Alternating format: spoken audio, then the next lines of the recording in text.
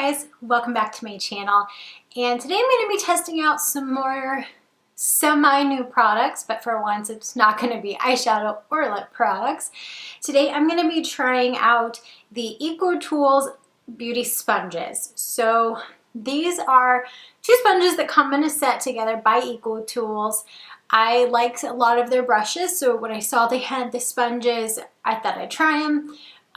You know, they're very comparable to a lot of other drugstore sponges, supposedly, so I'm going to be trying them out today. It does say you can use them wet or dry, so I'm going to be leaving this little itty bitty one dry because I'm probably not going to like it, and I'm going to make the big one wet, and it's already damp.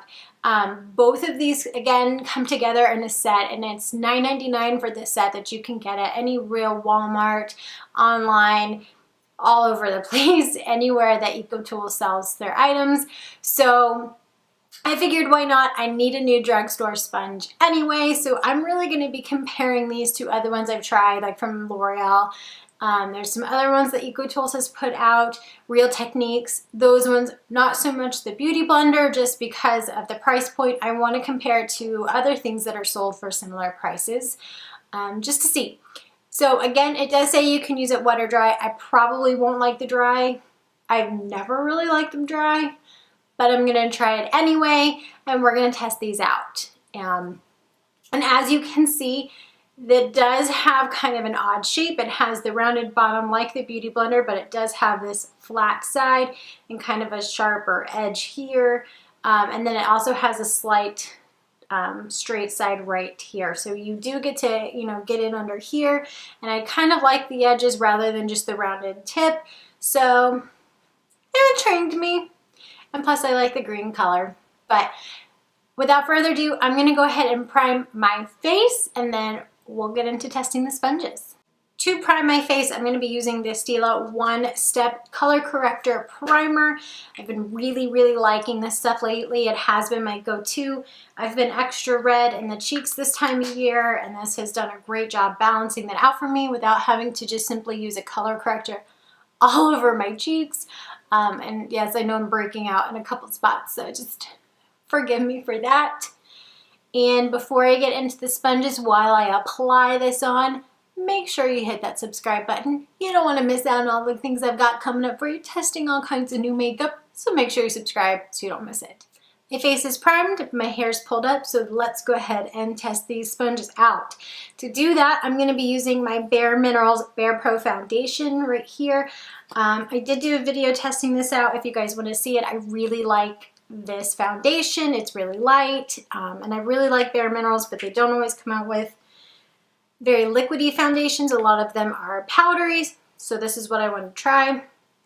And it is very liquidy, so I'm first going to dip in my wet sponge here. I'm going to use it on my hand, and I'm just going to go in on the right side of my face, and then I'll use the dry on the left side.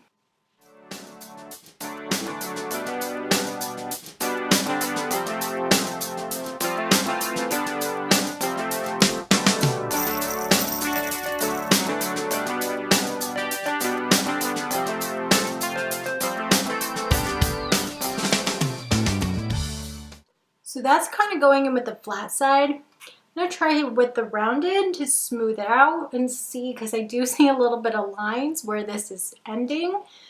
This is not a good look, so I'm going to kind of use the rounded edge to smooth that out.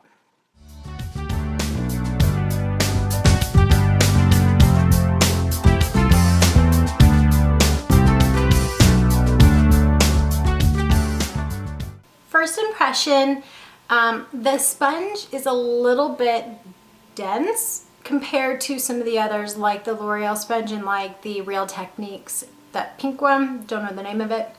It's more dense than that, so I feel like I'm almost kind of like pushing it into my skin, but it's very similar on the way, in the sense of the product, soaking into the sponge versus what gets on your skin. It does do a nice job fully applying it, making sure I'm getting the absolute most coverage I can out of this foundation.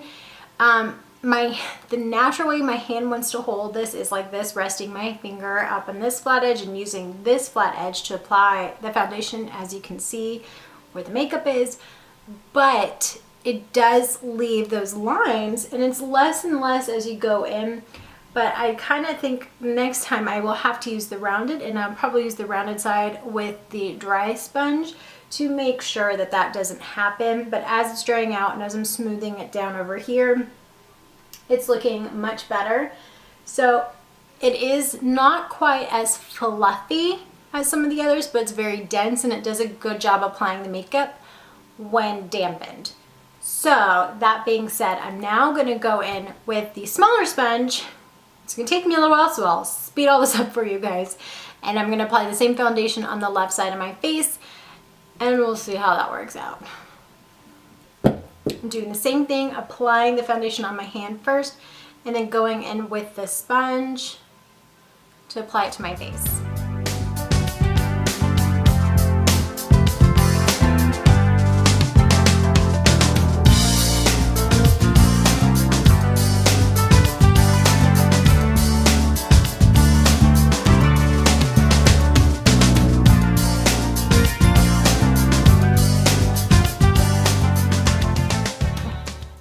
So I have gone extra zoomed in, as you guys can see, but I really just wanted you to be able to see the difference.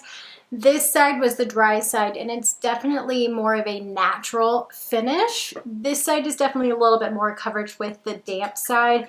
Comfort-wise, there was a difference, but I just wanted you guys to see the difference in the way it came out on my face using the two different sponges. So I'm not going to make this the longest video ever by putting on the rest of my makeup for my face. I'll do that all later, but I did want to give you my final thoughts on the sponges. So along with the difference in the way it came out of my face, the damp side did definitely have way more coverage. It was definitely more even coverage.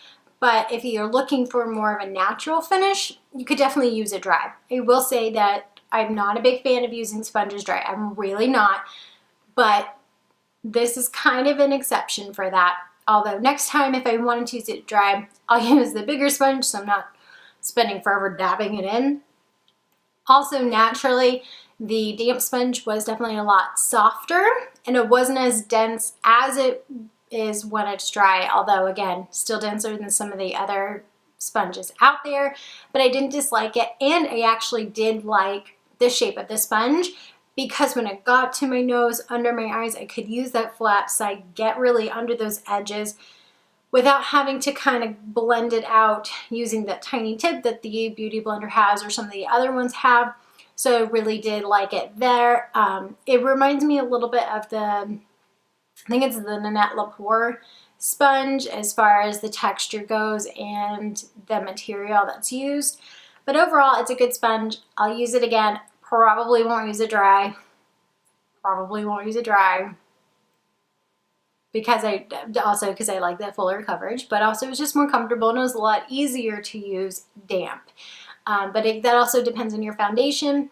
But if you've tried these sponges, let me know what you think and leave me a comment down below. Make sure you like this video if you liked it. Again, I wanted to keep it really short and simple. Just want to test out those sponges for you guys in case you've seen them, been wondering about them.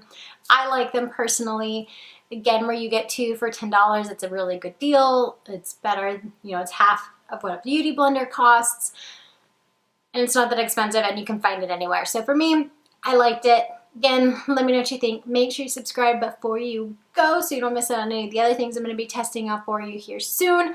Thank you so much for watching, and as always, I hope you guys have a wonderful day. Bye!